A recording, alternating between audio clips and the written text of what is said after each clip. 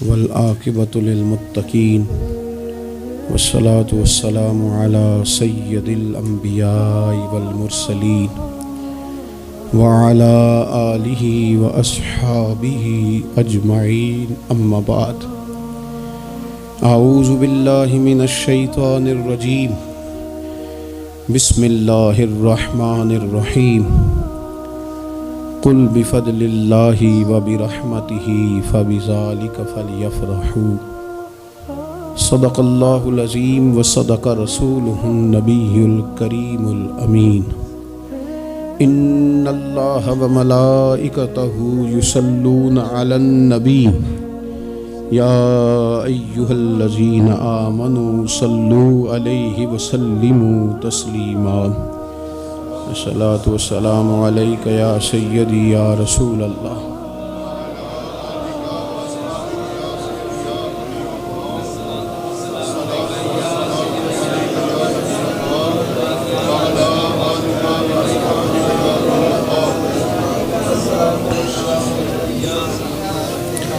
حمد و صلوات کے بعد دوستو، بزرگوں اور بھائیوں،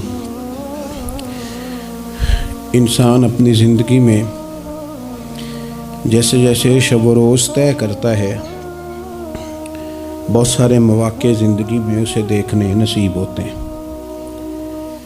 ہمارے ہاں کچھ تقریبات کی جاتی ہیں، خوشی کے موقع پر بھی اور غم کے موقع پر بھی۔ خوشی کی تقریبات بھی پہلے بڑی مختصر، جامع، پروقار اور وزادار ہوتی تھی۔ نکاح کا مطلب ہے دو گواہوں کی موجودگی میں ایجاب و قبول کرنا۔ مختصر سے لوگوں کے بیچ بیٹھ کے نکاح ہو جاتا تھا، مختصر سے لوگ ولیمے کی دعوت کے بعد دعائے خیر پر اپنے اپنے گھروں کو چلے جاتے تھے۔ ہندوستان میں مسلمانوں نے ہندوؤں کو دیکھا کہ وہ مہندی کی رسم کرتے ہیں، اس پر پھر اتنی زیادہ توجہ لوگوں کی بڑھ گئی کہ وہ باقاعدہ شادی کا حصہ بن گئی، باقاعدہ اس پہ بہت بڑا سرمایہ خرچ ہونے لگ گیا۔ پھر اس کے ساتھ ساتھ فی نفس ہی عورت کا ہاتھوں پہ مہندی لگانا تو ناجائز نہیں، لیکن اس میں پھر ایک باقاعدہ تقریب رکھ لینا، پھر مرد عورتوں کا اکٹھے ہونا، پھر ڈھول ڈھمکا ہونا، پھر شور شرابہ ہونا، اس کی شریعت قطعاً اجازت نہیں دیتی۔ پھر یہ ہوتا تھا کہ شادی سے قبل جب رشتہ طے ہوتا تھا تو طریقہ یہ تھا کہ لڑکی اور لڑکے کا نکاح کر دیا جاتا تھا اور مناسب وقت پر رخصتی ہو جاتی تھی۔ نبی پاک صلی اللہ تعالیٰ علیہ وسلم نے حضرت سیدہ عائشہ صدیقہ رضی اللہ تعالیٰ عنہ کے ساتھ نکاح کیا اور 3 سال کے بعد رخصتی ہوئی۔ چلیں بعد میں لوگوں نے اگر نکاح نہ کیا تو پھر کہا کہ نسبت طے کر دی ہے۔ یہ بڑا سونا، اچھا، صاف ستھرا فکرہ تھا۔ اب باقاعدہ اس نام کو منگنی کا نام دے دیا گیا، اور ہم دوسروں کی چال چلتے چلتے اپنی وفاداری بھولتے جا رہے ہیں۔ دیکھا دیکھی نا لوگوں کی، دیکھا دیکھی۔ میرج ہال کا تصور صرف اتنا تھا کہ اب آبادیوں میں جگہ موجود نہیں ہے تو باقاعدہ ایسے ہال بنا لیے جائیں جن میں نکاح آسانی سے ہو جائے، لیکن اب تو مہنگے سے مہنگا ہال، اس میں پھر سہولیات، پھر اس میں آسانیاں، پھر کھانے کی بھرمار اور مختلف ڈشیں۔ یہ سوائے اپنے اوپر بوجھ ڈالنے کے، امیر بوجھ ڈالتے ہیں، غریبوں کو پریشان کرتے ہیں، ان کے بچے دیکھا دیکھی اس چکر میں پڑ جاتے ہیں، حالات سنگینی کا رخ اختیار کر جاتے ہیں۔ منگنی باقاعدہ میرج ہال میں ہونے لگ گئی۔ اللہ تعالیٰ معاف فرمائے تو وہاں بھی مردوں عورتوں کا اختلاط ہے باقاعدہ۔ ابھی اس کا نکاح نہیں ہوا، وہ تو غیر محرم ہے، اس کو انگوٹھی دی جاتی ہے پہنانے کے لیے، اور لڑکا لڑکی کے ہاتھ میں انگوٹھی پہنا رہا ہے۔ ناراض نہ ہونا، حاجی صاحب بھی کھڑے ہوتے ہیں، نمازی صاحب بھی کھڑے ہوتے ہیں، وہ صاحب بھی کھڑے ہوتے ہیں جو مذہبی تقریبات میں آگے آگے دکھائی دیتے ہیں، لیکن یہاں دین ہی نہیں یاد آ رہا۔ کوئی شخص کلام کرنے کو تیار ہی نہیں ہے کہ میاں یہ تو حرام ہے، حرام ہے، اشد حرام ہے۔ جب تک ان کا نکاح نہیں ہو جاتا یہ ایک دوسرے کے لیے محرم نہیں ہے، لیکن کوئی روکنے والا نہیں۔ تقریبات بڑھتی گئیں، بوجھ بڑھتا گیا، بہت بڑا سرمایہ۔ ویسے بھی مسلمان نے کوئی اس کی تو زندگی بڑی بامقصد ہے، اس نے کوئی یہاں الجھ کے تو نہیں نہ رہ جانا. پھر اور باتیں بڑی، سالگرہ ایک پورا وتیرہ اختیار کر گئی ہے، گھروں کے اندر سرائیت کر گئی ہے. سالگرہ ایک پوری تقریب بن گئی ہے، ایک پورا خرچہ لے گئی ہے. وہ کیا مسلمان اتنے اپنے آپ کو فضول سمجھنے لگے ہیں معاذ اللہ کہ وہ فارغ ہیں جس کام میں جس جو مرضی ایک ماحول بناؤ، اور پھر چلتے طرح طرح کی تقریبات اور طرح طرح کے یہ فلانا جشن بہاراں آ گیا ہے، تو یہ اپریل فول آ گیا ہے، تو یہ بیماری نیو ایئر نائٹ کی آ گئی. میں نے رات بھی کہا تھا، جس قوم کی بچیاں کشمیر میں روز روتی ہوں وہ جشن منائے گی سڑکوں پہ نکل. جن لوگوں کے بھائی برما میں کاٹ دیے جاتے ہوں وہ جشن منائیں گے. او خدا کے بندو، لوگوں نے تو تنقید کر کے چپ کر گئے. تنقید کر کے دیکھو جی، عرب شریف والوں نے وہاں سینمے کھلوا دیے، تم تو تنقید کر کے چپ کر گئے نا. یہ وہ مقام کرب ہے، یہ وہ مقام خوف ہے.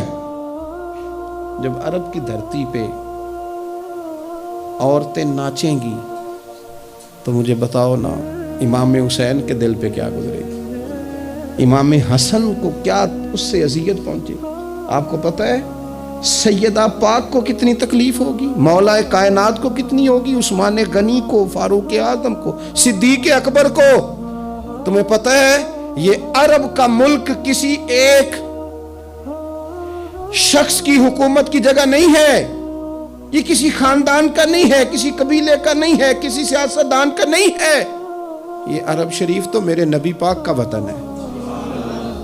اس وطن میں جب گانے باجے ہوں گے، ڈھول ڈھمکے ہوں گے، تماشے ہوں گے، حضور کے قلب نور کو کتنی تکلیف ہوگی. اور ہم ہیں کہ مذاق بنا ہوا ہے. کہاں ہیں وہ لوگ جو روز کہتے تھے موویاں بنا کے غریب لوگوں کو پکڑ کے کہتے تھے یہ فلانی غلط حرکت کر رہا ہے، یہ فلانی. تمہارا فتویٰ غریب کے حق میں اور ہے اور امیر کے حق میں اور ہے. اب بھی تو کوئی 2 ویڈیو بنا دو نا کہ یہاں یہ ظلم ہو رہا ہے. اور جب سال گزرے تو قومیں اپنا حساب کرتی ہیں. اور میرا اور آپ کا سال وہ گزر رہا ہے جہاں قرضہ زیادہ لے لیا گیا ہے، جہاں قومیں گروی رکھی جا رہی ہیں، جہاں ہمارا ہر پیدا ہونے والا بچہ مقروض پیدا ہوتا ہے. لیکن مزاج بن گیا نا، بس مناؤ، جو ملتا ہے اسے مناؤ. یہ کس نے شوق پیدا کیا ہمارے بچوں کے اندر روز شادیوں پہ جانے کا، تیار ہو کے جانے کا؟ کس نے شوق پیدا کیا؟ بڑوں نے. نہ مانے بزرگ، بڑوں نے شوق پیدا کیا. ہم نے ابلاغ اس طرح کا کیا، او کدی موقع آنا ہوتا ہے انہوں بھی نہ جائیے، ورنہ ہمارے بچوں میں شوق کبھی نہ آتا. ہم نے ابلاغ کیا ہے، ہم نے توجہ دلائی ہے. بچے چھٹیاں کر رہے ہیں، یہ ہم پریشان ہیں ان دنوں میں. پیپر بچوں کے قریب ہیں مدرسے کے، اور چوتھے دن کو بچہ درخواست لے کے آ جاتا ہے فلانے کی شادی ہے، فلانے کی شادی ہے. میرے ابا جی کہا کرتے تھے، تھوڑے سے ہم بڑے ہوئے تو ابا جی شادی پہ جانا ہے تو کہتے تھے جوان منڈیاں دا کی کام میں ویاواں تے جانے دا، ہم جائیں گے نا تمہاری اماں جائے گھر رہو آرام سے. ہمارے پرانے بزرگ اس طرح کی تربیت کرتے تھے. کہتے تھے تمہارا مطلب کیا، اس شادی پہ تم نے کیا کرنا؟ اور یہاں سارا کام ہی بچے اور بچیوں کو دے دیا گیا. بچے اور بچیوں کو اور تیار کر کے نہیں جاتا. کسی خاص جگہ پہ کوئی مجبوری ہو جائے، قربت اتنی زیادہ ہو کہ رہا نہ جائے، تو کبھی نکاح پڑھانے کے لیے جاؤں نا تو بس میرے کانوں سے آواز ٹکراتی نہیں، لیکن میں سمجھ جاتا ہوں کہ کیا باتیں گونج رہی ہیں. اور پردہ ہی کر لو تھوڑا سا. وہ کہتے ہیں پردہ، یہ بچی کے نکاح کی مووی نہ بنی تو فلم ہی نہیں مکمل ہوگی. اس خوشی کے موقع پر بھی آپ یہ کہہ رہے ہیں کہ لو جی پردہ کرو اور دوپٹہ لو، تو اتنے پیسے دیے وہ بیوٹی پارلر والے کو، وہ کدھر جائیں گے؟ کون ہیں یہ لوگ سارے؟ میں اور آپ نہیں ہیں، ہم ہی تو ہیں یہ سارے. یہ کس پر تنقید کر کے ہم چپ کر گئے ہیں؟ ہم سارے خود ہیں، اور ہم سب ملا کے اس سوسائٹی کا حصہ بنتے جا رہے ہیں.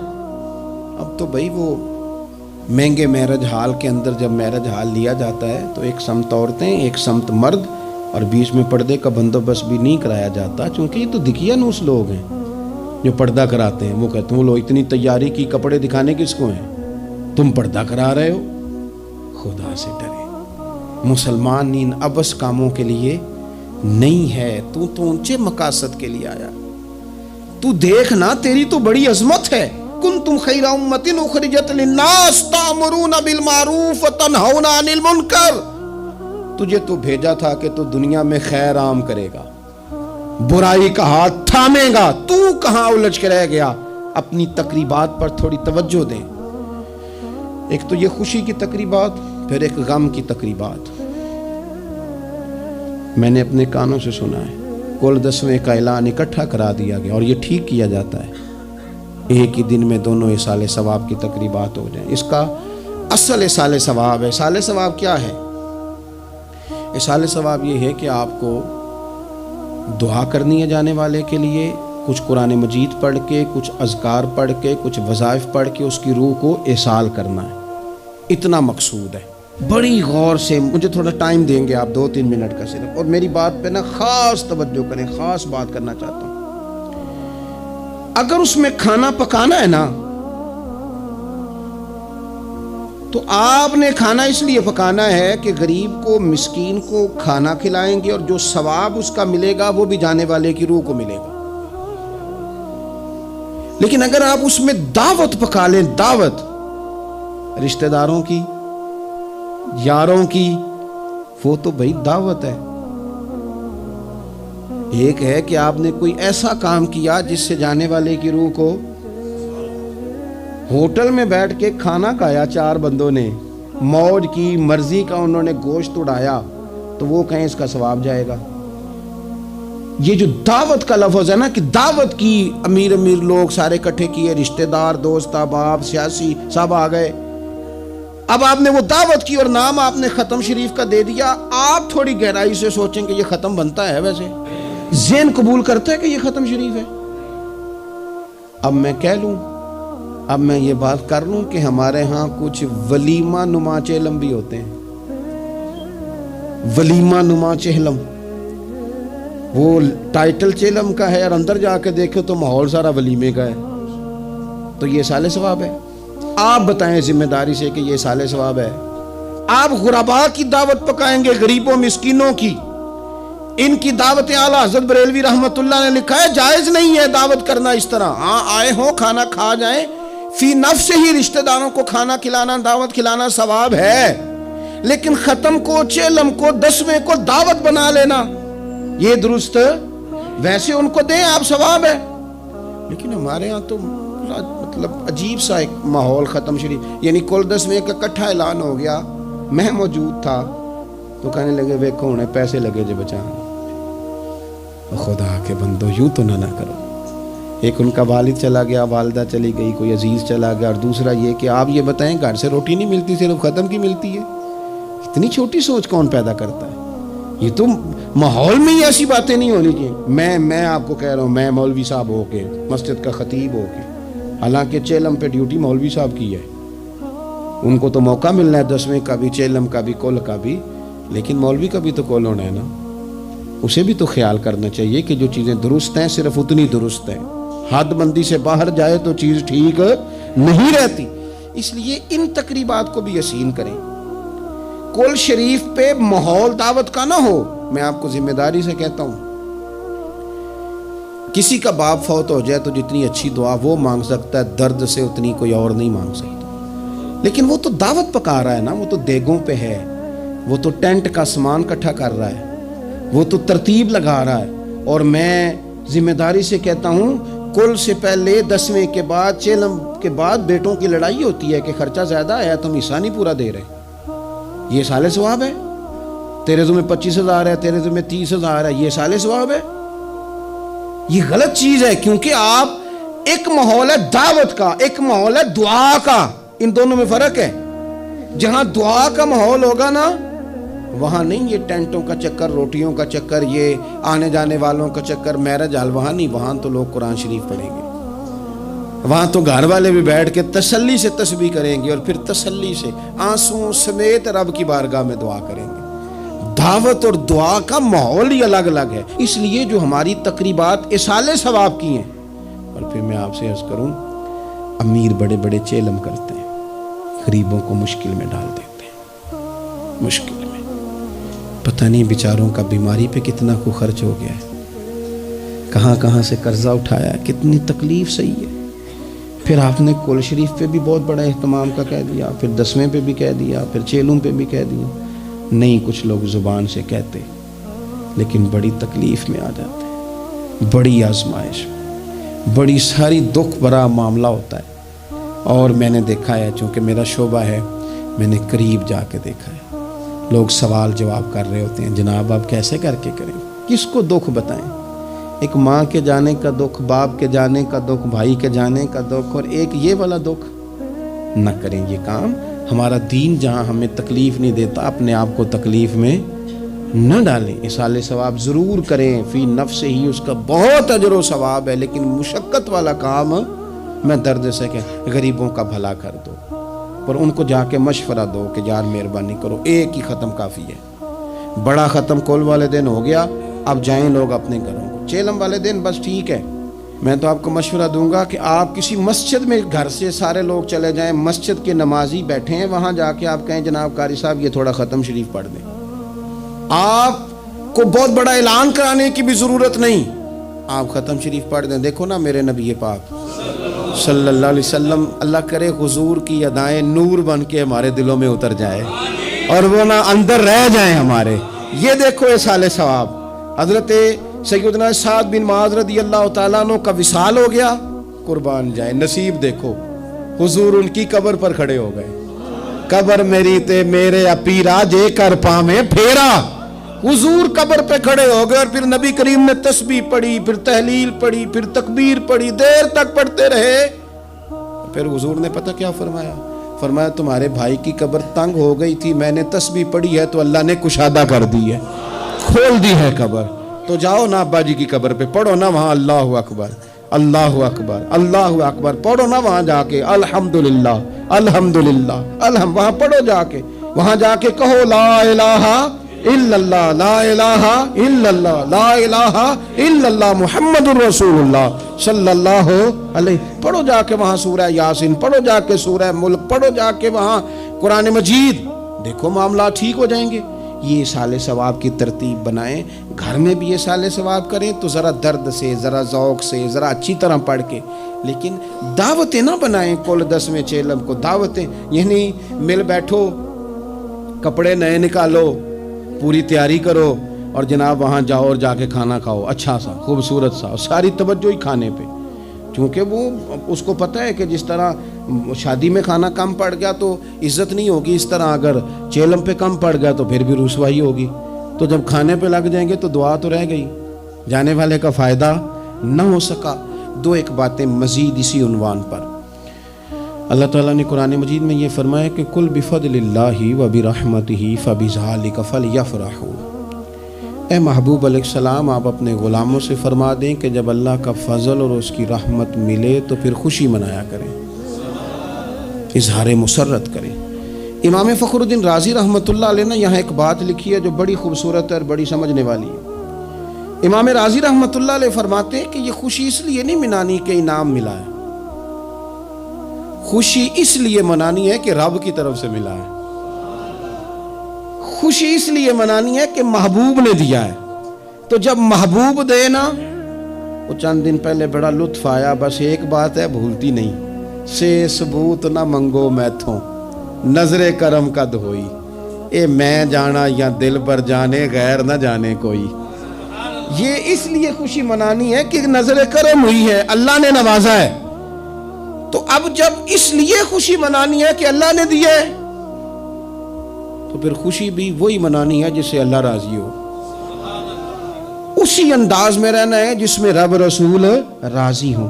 تقریبات میں دو تین چیزوں کا خاص خیال، ایک تو خرچ حد سے زیادہ نہیں ہونا چاہیے، اعتدال کے ساتھ خرچ کریں، فضول خرچی سے بچیں۔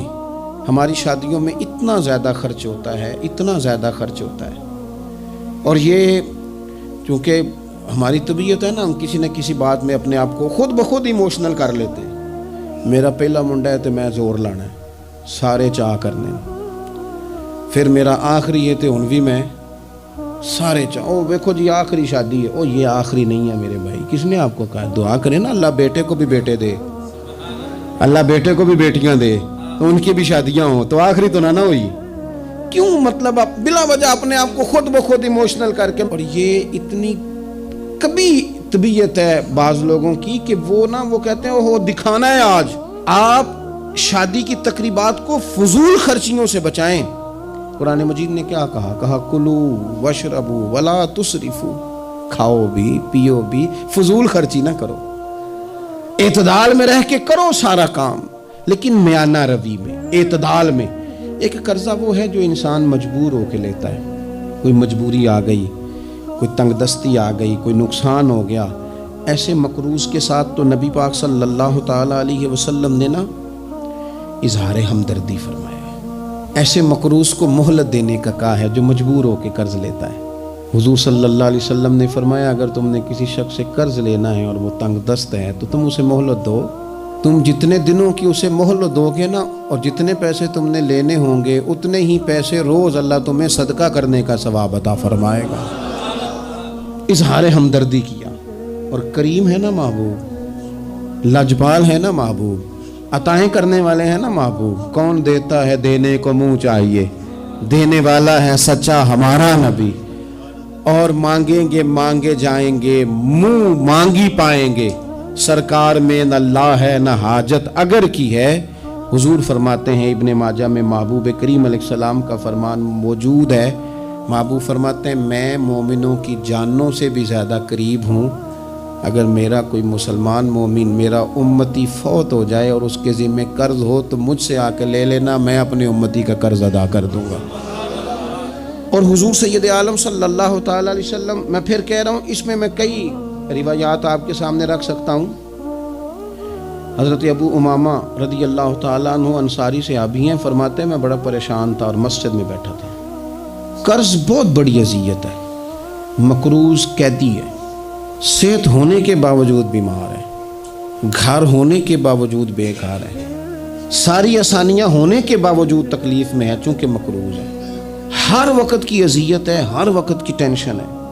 حضرت ابو امامہ رضی اللہ عنہ فرماتے ہیں میں مسجد میں بیٹھا تھا، قربان جائیں نبی کریم علیہ السلام تشریف لائے اور محبوب کے میٹھے اور مد بھرے جملے، کک سواد نہیں مشری اندر اسی کھنڈاں وی چک ڈٹھیاں، انہاں ساریاں شیواں نالوں گلاں سجن دیاں مٹھیاں. محبوب نے فرمایا ابو امامہ کیا بات ہے یار، یہ وقت نہیں مسجد آنے کا، اور اس وقت کے اندر میں تمہیں مسجد میں دیکھ رہا ہوں، اس وقت کیوں بیٹھے ہو؟ عرض کرنے لگے حضور مجھے قرض نے پریشان کر دیا، آزمائش میں آ گیا، حضور کیا کروں؟ تو نبی کریم نے فرمایا میں تمہیں دعا سکھاتا ہوں. حضور نے دعا سکھائی، کہا پڑھو اللہم انی اعوذ بک من الہم والحزن واعوذ بک من العجز والکسل واعوذ بک من الجبن والبخل واعوذ بک من غلبۃ الدین وقہر الرجال. فرمائے اس دعا کو پڑھا کرو اللہ خیر کر دے گا. حضرت ابو امامہ فرماتے ہیں لوگوں میں نے یہ دعا پڑھی، میرے نصیب دیکھو، پڑھی میں نے پر سیکھی میں نے ڈائریکٹ حضور سے ہے. میں نے یہ دعا پڑھی، اللہ نے میرے قرضے بھی دور کر دیے اور میرے غم بھی سارے دور کر دیے. ہمارے تو وظیفے میں اعلیٰ حضرت نے اس دعا کو شامل کر دیا. فرمایا اسے پڑھو، صبح بھی پڑھو شام بھی پڑھو، غم بھی دور ہوں گے قرضے بھی دور ہوں گے. اور یہ روایت سنن ابو داؤد شریف میں موجود ہے. عزیز بھائی نبی پاک اظہار ہمدردی کرتے، لیکن جو بندہ جان بوجھ کے قرضہ لے، جان بوجھ کے قرضہ لینے سے مراد کیا ہے؟ شہرت کے لیے، دکھاوے کے لیے، زیادہ خرچے کرنے کے لیے، مہنگی شادی کرنے کے لیے جو بندہ قرضہ لے اس کے بارے میں پتہ ہے رسول کریم صلی اللہ تعالیٰ علیہ وسلم نے کیا فرمایا؟ محبوب فرمانے لگے یہ المستدرک میں موجود ہے، ذرا لفظ دیکھیے گا حدیث کے.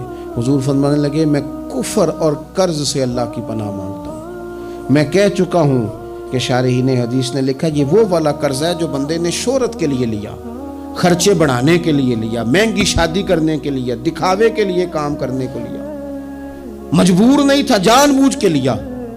حضور فرمانے لگے میں کفر اور قرض سے اللہ کی پناہ مانگتا ہوں. تو صحابی نے عرض کی یا رسول اللہ آپ قرض اور کفر کو برابر کر رہے ہیں، ایک جگہ ذکر فرما رہے ہیں؟ تو حضور نے فرمایا ہاں میں ایک جگہ ذکر کر رہا ہوں، میں ان دونوں کا ذکر اکٹھا کر رہا ہوں، کفر اور قرض. اتنی بڑی بات، اعتدال میں رہیں، کم سے کم قرضے. اور یہ سارا کچھ ہو سکتا ہے، کوئی مشکل کام نہیں ہے. دوسری بات، ایک تو شادی میں خرچ کم سے کم کریں تقریبات میں، اور دوسری بات یہ کہ تھوڑا سا پردے کا اہتمام ہو. میں کوئی تنقید نہیں کرتا، طنز نہیں کرتا، چونکہ ہماری بہنیں مائیں بیٹیاں ہوتی ہیں، ہم نے انہیں سمجھانا ہے۔ ان کو ذرا سمجھائیں، ان کو یہ بتائیں کہ قیمتی چیزیں جو ہوتی ہیں وہ پردوں میں ہوتی ہیں۔ ہمارے گھر میں 20 تولے سونا پڑا ہو تو ہم نے کبھی نہیں باہر نکل کے بتایا کہ پڑا ہے، کیونکہ قیمتی ہے نا، تو پردے میں رکھا ہوا ہے، اس کی چابی کا بھی ہم خیال رکھتے ہیں کہ کہیں گم نہ ہو جائے۔ اسی طرح ہر کتاب کو غلاف نہیں چڑھتا، صرف قرآن پاک کو چڑھتا ہے۔ انہیں بتاؤ کہ ساری بیویاں پردہ نہیں کرتی، صرف سیدہ عائشہ صدیقہ کی کنیزیں کرتی ہیں، صرف سیدہ فاطمہ کی کنیزیں کرتی ہیں رضی اللہ تعالی عنہما۔ تھوڑا سا نا پردے کا اہتمام۔ شادی بیاہ پہ تو بالکل ہی معاملہ گڑبڑ ہے، اور پوری تیاری کر کے عورتیں معاذ اللہ آ جاتی ہیں، اور یہ تو روکنا ہے ان کے ورثاء نے، ان کے جو ولی ہیں۔ عورت نے جو بناؤ سنگار کرنا ہے وہ تو گھر میں اپنے خامد کو دکھانے کو کرنا ہے، تو وہ گھر میں کرے جب اس کو ضرورت ہو، لیکن اس طرح سے لے کر کے اس کو بیاہ میں جانا، شادی میں جانا، مہندی کی تقریب میں جانا، یہ نہ عقلاً ٹھیک ہے، نہ نقلاً ٹھیک ہے، نہ تہذیب کے طور پر ٹھیک ہے، نہ سوسائٹی میں مہذب لوگ اس طرح کا کوئی کام کرتے ہیں۔ سنو، نبی پاک صلی اللہ تعالی علیہ وسلم نے ارشاد فرمایا، شرک کے بعد جو سب سے بڑا گناہ ہے وہ بدکاری ہے، بے حیائی ہے۔ اور نبی پاک علیہ السلام نے فرمایا کچھ عورتیں ایسی ہیں جو لباس پہن کے بھی ننگی ہیں۔ فرمایا یہ وہ عورتیں ہیں جنہیں اللہ تبارک و تعالی جنت کی ہوا بھی عطا نہیں کرے گا، خوشبو تک نہیں ملے۔ ان کو یہ سمجھائیں۔ یہ آج کل بڑا عروج ہے شادیوں کا۔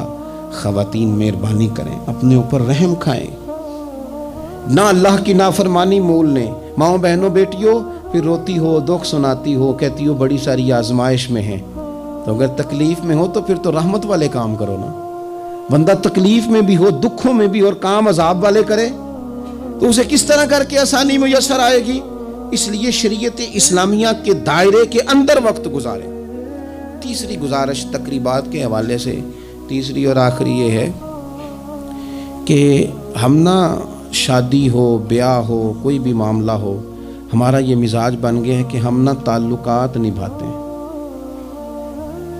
دفتر کے لوگوں کو بلائیں گے، ہمارے جو بزنس کے متعلقہ لوگ ہیں ان کو دعوتیں دیں گے، جن لوگوں سے ہمیں کوئی سیاسی سماجی کام پڑ سکتا ہے انہیں بلائیں گے۔ دعوت بھی کبھی کھلائیں گے تو کوشش کریں گے اس بندے کو کھلائیں جو بندہ نا جس کی ذرا فوٹو صحیح آتی ہے، لائکس اچھے ملتے ہیں۔ اسی طرح کا معاملہ شادی میں ہم نے کر لیا ہے، صرف اپنے فائدہ دیکھ کے، نفع دیکھ کے، بلکہ اخباروں میں بعض میں خبر آتی ہے فلاں کے بیٹے کا ولیمہ سیاسی اجتماع بن گیا، غربا کو موقع نہیں ملتا۔ ہمارے استاد صاحب بات سنایا کرتے تھے، وہ فرماتے تھے کہ ایک آدمی کو کسی نے بلا لیا شادی پہ، تو کسی گیراج میں کسی ورکشاپ پہ کام کرتا تھا، تو وہ نہ وہیں سے کپڑے نہ بدل سکا، انہی کپڑوں میں وہ اسی طرح آلودہ تھے کام کے ساتھ۔ اس نے کہا کہ اگر میں گھر گیا تیار ہونے تو وہ لیٹ نہ ہو جاؤں، تو اسی طرح چلا گیا۔ اس کو چوکیدار نے اندر ہی نہیں جانے دیا، کہا تو کدھر آ گیا؟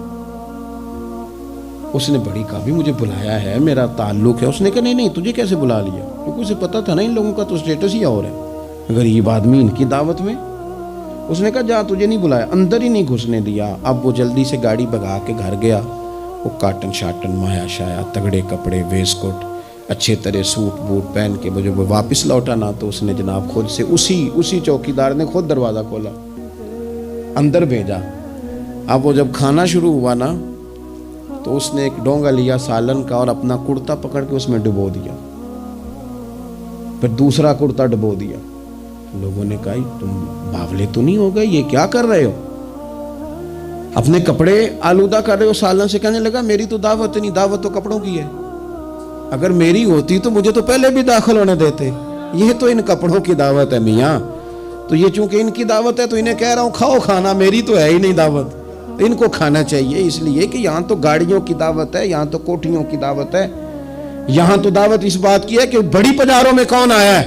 رسول کریم صلی اللہ تعالی علیہ وسلم نے فرمایا ولیمے کے کھانوں میں بدترین کھانا، یہ صحیح بخاری ہے، فرمایا ولیمے کے کھانوں میں سے بدترین کھانا وہ ہے اس میں امیروں کو تو بلایا جائے پر غریبوں کو نہ بلایا جائے، وہ بدترین دعوت ہے۔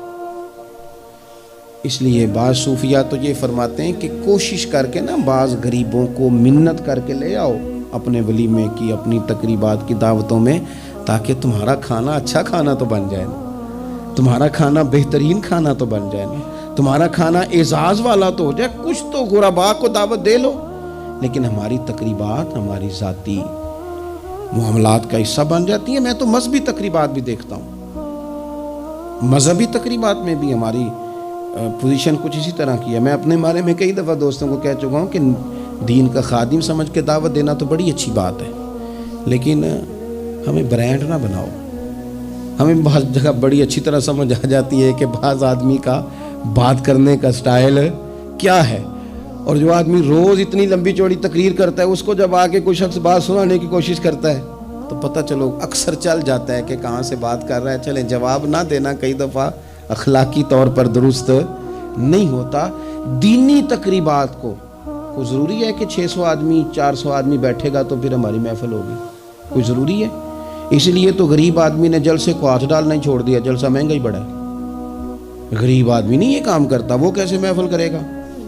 وہ تو آپ ساؤنڈ والے کے پاس جائیں تو کہتا ہے دور بدل گیا ہے، اب کہاں 1500 میں ساؤنڈ لگتا ہے۔ وہ تو چونکہ ہم نے ہر چیز کو برانڈ بنا دیا، کمرشل کر دیا، ماحول اور طرح کا بنا دیا، یہ کام نہ کریں۔ آپ اس کو دین ہی بنائیں اور یہ ذوق ہی رہے نا، تو بھائی اس کے لیے پھر کسی آرٹیفیشل نعت خواں کو بلانے کی ضرورت نہیں ہوتی۔ محلے کا لڑکا بھی سونی نعت پڑھ لیتا ہے، اس کے لیے پھر اپنے خطیب صاحب بھی بڑی بہترین تقریر کر لیتے ہیں جو ہمیں 5 نمازیں پڑھاتے ہیں، پھر یہاں بھی سارے کام۔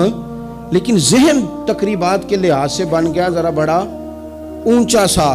دین اپنی ذاتی حیثیت رکھتا ہے، اپنی تقریبات کو شستہ کریں، سنجیدہ کریں، صاف ستھرا کریں، جتنی بھی قباحتیں ہیں، اخلاقی ہیں، مالی ہیں، ان کو دور کریں۔ ہم مسلمان ہیں، مسلمان بڑا سنجیدہ سا ہوتا ہے، سونا سا ہوتا ہے، اس کے رویے بڑے میٹھے ہوتے ہیں، اس کے آنے جانے کے معاملات میں شائستگی ہوتی ہے، اسے دیکھ کے پتہ چلتا ہے کہ یہ رسول اللہ کا ماننے والا ہے، یہ نبی کریم علیہ السلام کا تربیت یافتہ امت ہے۔ اللہ تعالیٰ سمجھ عطا فرمائے۔ آخر دعوانا الحمدللہ۔